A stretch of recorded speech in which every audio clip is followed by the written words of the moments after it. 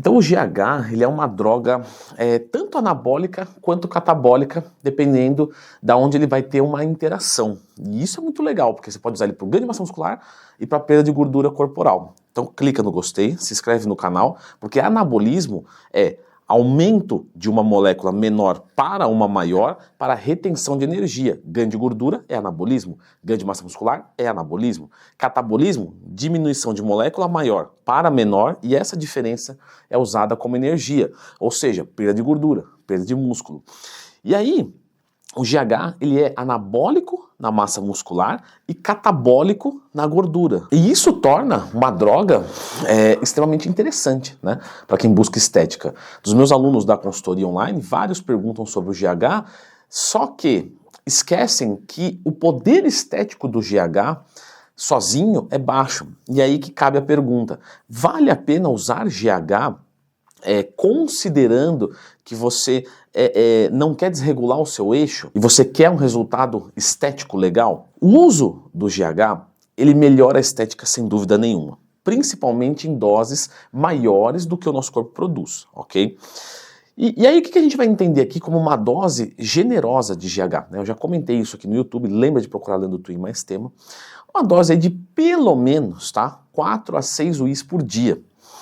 4 a 6 UIs por dia, logicamente, é uma medicação usada de forma off-label, né? Quando um médico te prescreve o uso do GH nessas doses sem ter deficiência, é uma medicação off-label. Não foi feita para estética o GH, tá? Foi feita para quem tem carência, não é, querido? Vem aqui. Vem aqui. Mas acaba sendo utilizado para essa parte estética. Nessas doses aí de 4, 6 UI por dia, a gente vê uma melhora da pele, não é? Das unhas, e um discreto efeito lipolítico. E o efeito anabólico, o que a gente vê? Baixo, tá, pessoal? Mas baixo quanto? Baixo, realmente, por exemplo, se você tomar, vou chutar aqui uma dose, você tomar uma durateston por semana, ou uma deposteron por semana, que é entre 200 a 250 miligramas de testosterona, o GH nessas doses é bem mais baixo o efeito anabólico. Aí você vai dizer, pô, Leandro, mas aí não vale muito a pena. Isso é o que a gente sempre discute. O custo-benefício do GH é péssimo. Só que a testosterona, ela é um hormônio sexual e o GH não. Por não ser um hormônio sexual, quando você ingere o GH, você não tem inibição do eixo. Então você não vai ficar infértil, você não vai ter inibição do eixo, sua testosterona não vai reduzir, etc. E o que isso pode ser vantajoso? Pode ser vantajoso porque quando você para de usar o esteroide anabolizante, você tem que fazer uma TPC, né? Comentei sobre isso no meu curso de esteroides. Uma boa TPC atenua os efeitos colaterais, ajuda a recuperar o eixo mais rápido e poupar os resultados que você teve. Porque imagina, você vem de alta de testosterona para uma testosterona normal. Só que entre ciclo e você está estabilizado, você tem um vale muito grande. Então você entra numa queda gigante, como se você fosse, por exemplo, de 5.000 de testo para 0 e depois para 500. E aí nesse 0 você se ferra muito. Então quanto menos tempo for o 0, melhor. O 0 aqui é hipotético, tá? Pelo amor de Deus, gente. Não é que vai zerar, mas vai ficar muito baixo. Com o uso do GH, quando você tira o GH, qual é o rebote que você tem? Nenhum. Porque você vai tirar ele não está influenciando nenhum hormônio, o seu GH já volta à produção muito rápido, então se torna irrelevante.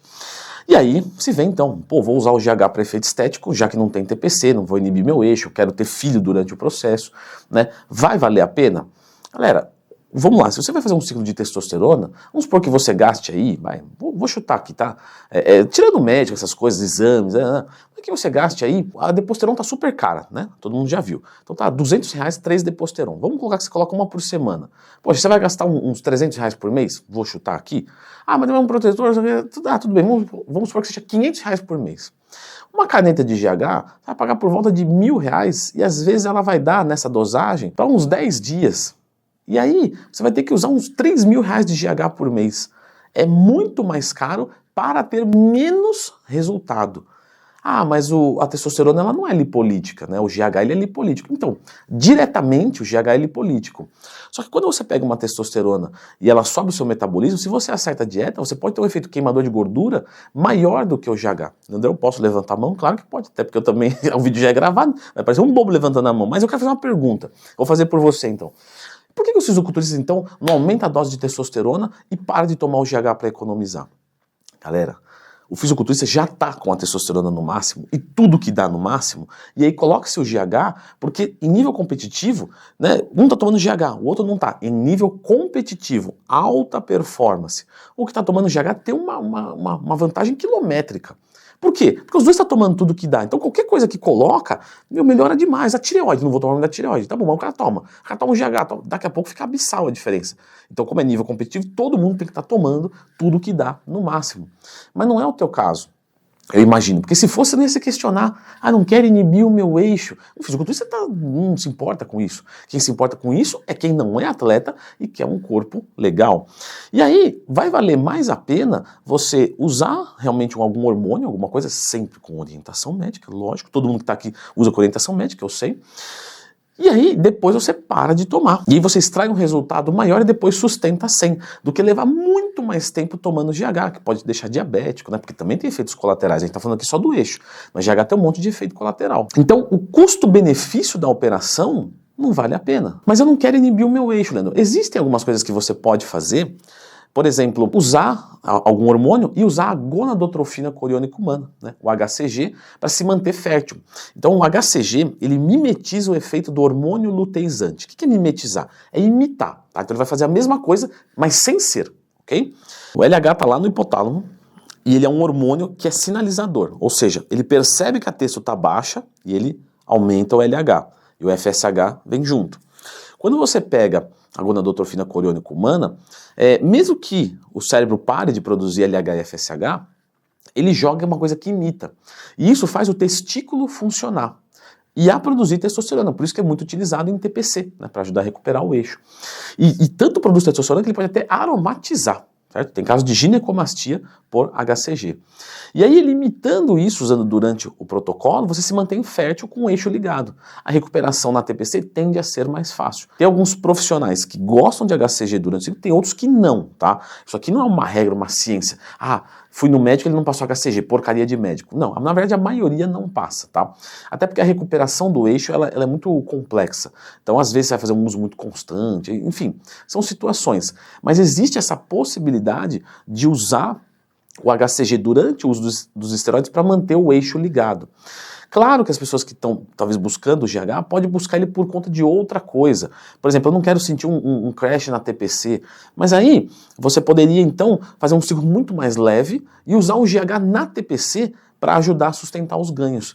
Porque o efeito anabólico do GH, pessoal, é muito baixinho, tá? Eu vou dizer até o seguinte, tá? Já tive vários alunos na consultoria que utilizaram. É quase que irrelevante o uso do GH sozinho. Então você pega lá um aluno que está tomando 6 UIs de GH por dia, que é uma quantidade bem servida, vai bastante dinheiro para isso. Você não vê muita evolução. Você vê a pele melhorando, sabe? Esteticamente ele é até legal, mas em termos de anabolismo, aí você fala, não, mas o efeito queimador de gordura, que mais me importa? Se você consegue colocar um esteroide e fazer um déficit calórico na dieta, vai ser muito mais barato, etc. E o efeito lipolítico é maior. Mas aqui eu vou deixar agora o outro lado da moeda. Leandro, eu sou milionário, né? Para mim não me interessa gastar R$3, 30, 300, 3 mil ou 30 mil. E aí eu quero uma coisa muito modesta, né? E eu não quero incomodação com hormônio sexual. Eu não posso, por exemplo, usar um hormônio sexual que vai me causar um problema de humor, né? Quando eu tomo testosterona eu fico ansioso. Então o GH não vai mexer com o nosso humor. Então nesse caso, né? Você quer um efeito estético baixo, pagando muito, mas você não vai ter esses efeitos colaterais. Talvez o que a testosterona faça em 3 meses, o GH faça em 1 ano. Mas eu também não tenho pressa. Então sim, é que quando eu falo aqui no vídeo, eu estou falando de uma coisa muito genérica para a maioria, né? A maioria que eu penso que está aí. Se não for o teu caso também, corrige o professor. Fala, não, Leandrão, o meu caso não é isso que você falou. E aqui eu estou falando agora da exceção. O cara que é rico, não tem pressa, e não quer esses colaterais a custo nenhum. Então, né, o que a gente tem que estudar é sempre assim, resposta e o custo para ter essa resposta. E o custo não é só financeiro, é um custo globalizado. Se você responder isso, aí você sabe, mas em via de regra, o custo-benefício da operação para meros mortais, vamos colocar assim, não é muito interessante. Certo? Eu vou deixar agora aqui um vídeo, pessoal, sobre o próprio GH. Né? É importante que você entenda o funcionamento, porque eu disse aqui algumas coisas superficiais, tá? Então dá uma conferidinha aqui.